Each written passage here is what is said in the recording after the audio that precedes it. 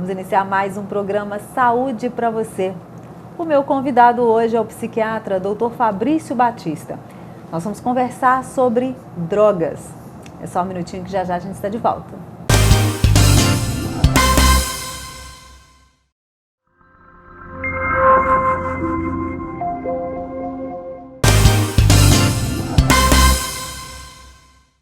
Já estamos de volta com o programa Saúde para você.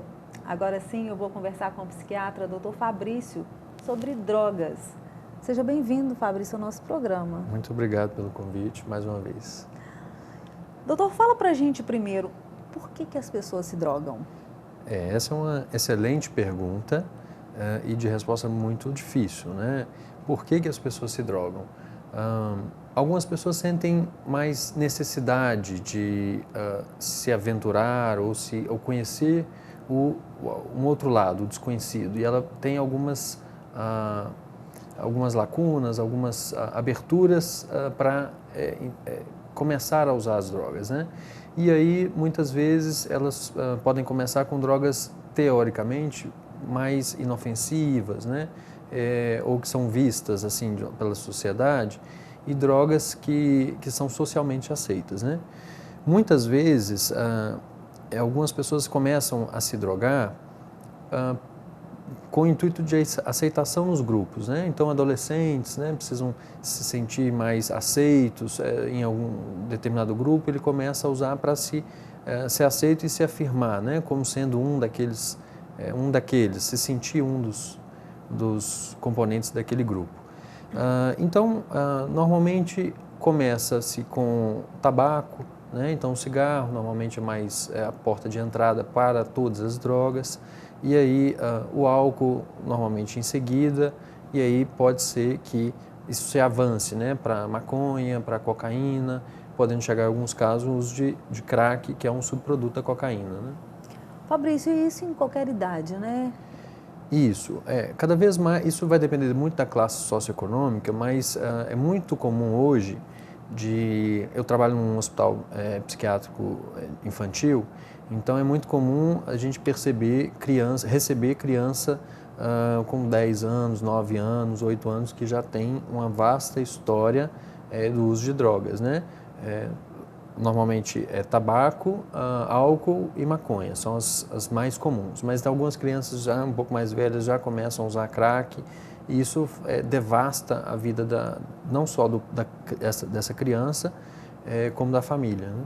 Você acha que das motivações é a questão do ambiente, Fabrício? O local onde elas, já que a gente está falando de criança aqui agora, né? Dessas crianças, é uma questão de educação? Isso, essa condição socioeconômica ela é fundamental. Então, muitas vezes a criança mora numa região mais pobre, difícil de ter todo o equipamento público que se deve ter, né? Como um acesso à escola, a quadras de esporte, né? Então, e outras, né? E outras possibilidades, isso está mais propício nesse meio. Então, as crianças acabam sendo iniciadas nesse mundo, às vezes como o que a gente chama de mulas, né? Começa a fazer aquele transporte, ou de sinalização para quando você tem a polícia, e aí é uma forma de entrada. Ele começa a ter um ganho, que é o dinheiro, ele recebe alguma coisa. E aí vai invertendo ou vai deturpando os valores daquela criança. Então, às vezes, os pais não conseguem também passar muitos valores, e aí ele começa a ver o traficante ou a pessoa que está trabalhando nessa função como um referencial. Então, é sim mais propenso, né? Esse público mais de uma classe menos favorecida. Fabrício, como é que surgiram as drogas?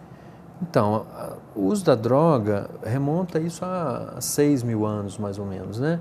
Isso já começou lá com as fibras de maconha, que eram usadas nas roupas, e depois também usou-se outras substâncias para fazer algumas atividades. E aí, posteriormente, começa a ter um uso religioso de algumas substâncias, principalmente o álcool, né? Então, mas isso aí era feito de um uso de uma forma mais controlada. Então, isso evitava condições de dependência e tudo. Nesse contexto religioso, então. E aí, com o tempo, foi-se ficando mais disponível. E aí, houve a necessidade, por algumas pessoas, de começar a experimentar e tentar fazer algo assim no sentido de expandir a mente. E aí, ter sensações que não se tinha até então, né? Quais as drogas mais comuns no nosso meio aqui, Fabrício? Existem as drogas lícitas e existem as drogas ilícitas. Então, das drogas lícitas, o tabaco e o álcool são as mais comuns, né? O tabaco, ele tem uma particularidade de ser a droga com maior potencial de adição, né? De causar dependência mesmo, né? Então, essas duas são as mais comuns. O álcool, ele é socialmente aceito, mas ele pode causar danos irreversíveis, né? Tanto à saúde da pessoa que consome, quanto a terceiros, né? A gente vê os altos índices de acidentes automobilísticos que nós temos, isso é diretamente relacionado ao uso de álcool, né? Então, isso também foi percebido que com a lei seca diminuiu bastante o número de acidentes, né? E as outras drogas, né? Muito comumente utilizadas, as drogas ilícitas, a gente tem a maconha, a cocaína e o crack, são as três principais. Existem o êxtase, né, que é usado muito de uma forma recreacional, em raves, né, em algumas baladas, que também trazem muito prejuízo. Agora, Fabrício, dessas drogas, qual que é a mais perigosa? Se é que tem uma mais perigosa? Isso. Cada pessoa tem um perigo maior relacionado a determinada substância, né? Então é difícil a gente falar assim, uma droga que é mais perigosa. A gente talvez consiga falar de uma que é mais letal ou uma que você consiga atingir uma overdose mais rápido, né? Então as drogas inalantes, elas são muito perigosas. O crack, por exemplo, quando é fumado, ele atinge o cérebro muito mais rápido, então ele causa muitos problemas, né, do ponto de vista cardiocérebrovascular, né? Então, o crack, sem dúvida, é um problema, mas às vezes a pessoa tem uma tendência maior a ser dependente de álcool, então para ele o álcool vai ser mais perigoso, né? Então isso causa muitos problemas orgânicos para essa pessoa, mas também causa um problema social, né, para sua família. Então perde-se aquele ambiente harmônico familiar e começa a ter vários problemas. Então cada pessoa vai ter um problema específico ou um nível de prejuízo maior para cada droga. E a mesma coisa você falaria para a droga injetável? Sim, as drogas injetáveis também têm altíssimo risco de desenvolver overdose, né? Então, uma droga que é muito comum disso acontecer é a heroína, né? Heroína, o uso é maior nos Estados Unidos, quando você compara Brasil e Estados Unidos. Aqui a gente usa muito pouco, né? As pessoas usam muito pouco. Mas ela é altamente relacionada à overdose e tem um alto poder de letalidade, de matar. Nós vamos para um pequeno intervalo. Programa Saúde para você, volta já.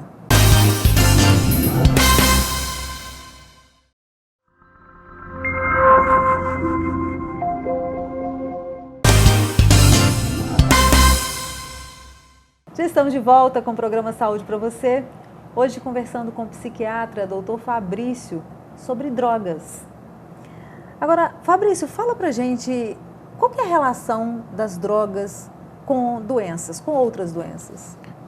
As drogas, elas tanto podem ser um caminho para quem já está doente, então ele pode estar doente e usar as drogas, mas também ela pode predispor o indivíduo a desenvolver vários tipos de doença, né? Então, às vezes a pessoa tem algum problema pessoal, emocional, e aí ela acaba se refugiando nas drogas, tendo uma tentativa de se sentir melhor ou de fugir daquele problema que está tanto lhe causando sofrimento, né?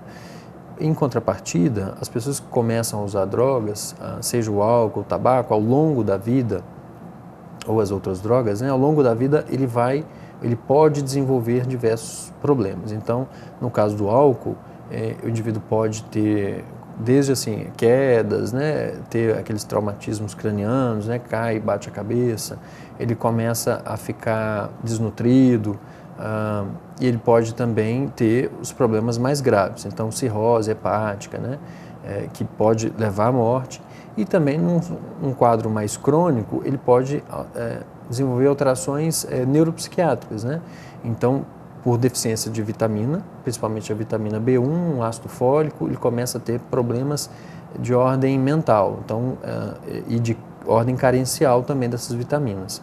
E aí ele pode desenvolver quadros demenciais decorrentes do uso crônico de álcool, e quadro, inclusive, irreversível. Depois diagnosticado, tratado, pode ser que não volte, né? Além disso, a gente tem outras drogas que causam também a síndrome de dependência e a síndrome de abstinência, né? Quando o indivíduo ele fica sem aquela substância. E ao longo do tempo também ele pode desenvolver a tolerância, ele precisa de dose cada vez maior para satisfazer aquela necessidade que ele tinha. Então, se antes ele ficava bem com, um exemplo, né? Com uma garrafa de cerveja, ele ficava bem, agora ele precisa de 2, de 3 para ele atingir a mesma sensação, a sensação que ele considera boa. Então isso é o que a gente chama de tolerância. Então a gente tem diversas doenças que podem vir através do uso de drogas. Então como a depressão, a ansiedade, as doenças cardiocerebrovasculares, né? Então, obesidade também, então são diversas situações. Isso pode chegar o uso crônico de álcool, por exemplo, pode chegar ao coma e à morte. Então, diversas doenças. O infarto do miocárdio também pode estar relacionado à cocaína, é muito, muito comum, né? Até 25% dos pacientes que usam, numa faixa etária aí de 14 a 65 anos, 25% podem infartar pelo uso abusivo de cocaína. Fabrício, então, quando a pessoa diz que ela é tolerante ao álcool, né, vamos dizer assim, o organismo já acostumou com isso, mais graves são as consequências? Ela estaria num estágio, estou dizendo para a saúde, ela estaria num estágio pior, vamos dizer assim? Algumas pessoas têm esse discurso de que assim, não, eu posso tomar o que for que eu fico bem, tudo. Mas normalmente o que a gente vê é que muitas pessoas entram numa fase de negação, isso pensando numa pessoa que faz um uso pesado, crônico de álcool, por exemplo, e aí ele entra numa fase de negação em que ele não aceita que ele está perdendo o controle sobre aquela substância, a substância que está controlando ele.